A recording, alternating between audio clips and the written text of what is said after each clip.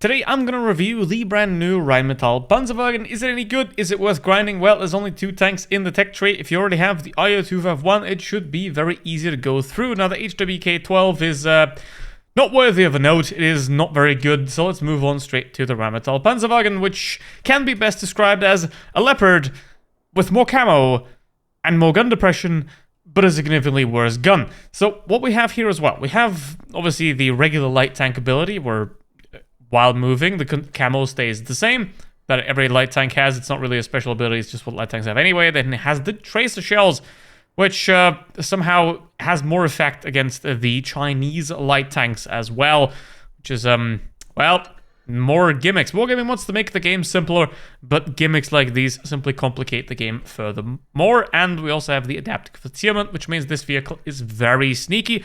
It can keep other tanks spotted for longer, but itself will get spotted for less time.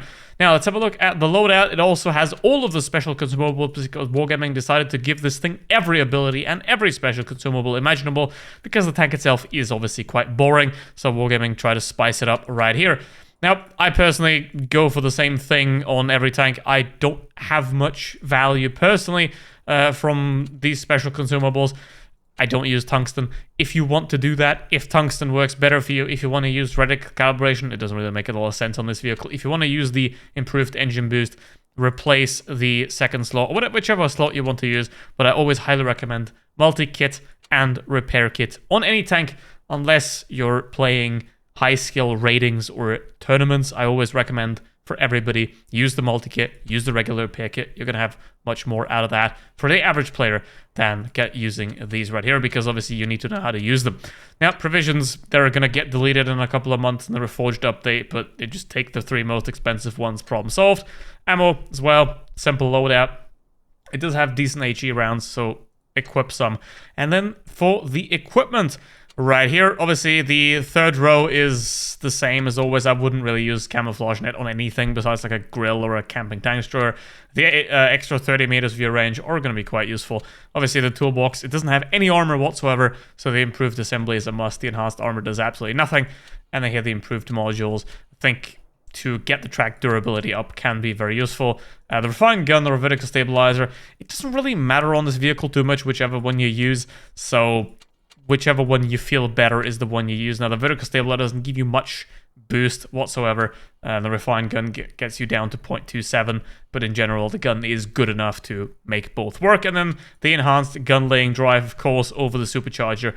And then the calibrated shells, because it does have heat premium rounds, which means you get 328 on your heat shells, which is very nice. And now it's time for the gameplay, and the first battle is going to be played by Walking Ace right here to show you how really well this thing can do in the hands of a very well-playing player.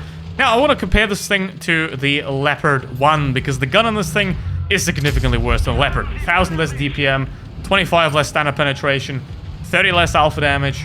I mean, the aim time's better, but, you know, we're at such a level where you don't really notice the difference too much. The dispersion on Leopard is a lot better. The movement traverse dispersion is also better. However, this thing has 10 degrees of gun depression, which can be very useful in held-down situations. And you want to play this vehicle just like this. Try to stay out of the enemy's line of fire as much as you can, and hope that the enemy fights your teammates instead of you. And if you are fighting an enemy, make sure they're very low and easy to kill, because you do not want to actually engage enemy tanks with this thing. You got 3k DPM, which is very nice, but you have no armor on this thing whatsoever. And the movement is pretty much the same as the Leopard. You've got the essentially same power to weight ratio and a top speed of 69. However, as you will see in a minute, you're not going to really reach 70 unless you go downhill for quite a while. So that doesn't really matter. So basically, the mobility between this and the Leopard is essentially, for gameplay purposes, identical. So we have the camo rating advantage. However, what you have to consider with that is that camo rating while moving, camo rating while stationary isn't what's actually important. Camo rating while firing is important. And there is not a single tank in the game that actually has great camo rating while firing. So if you intend to shoot at the enemy, you always want to be 280 to 300 meters away from the enemy team. Anyway, you obviously can get closer to that to, you know, get past them. However, if you're seriously thinking about firing, you want to be at a safe distance so you don't get spotted. Anyway, so the camo rating is nice to traverse the map, but as soon as you start firing, it doesn't matter anymore for the most part. Obviously, being able to get unspotted after 7 seconds instead of 10 and being able to spot enemies for longer is very useful as well. But those are going to be gimmicks as well that depend on the player. And obviously, Walking Ace here is using the tungsten and the reticle calibration or whatever it's called. So I'd probably swap the reticle calibration for a turbo if I was using 2 here. And I would also obviously swap the tungsten for adrenaline.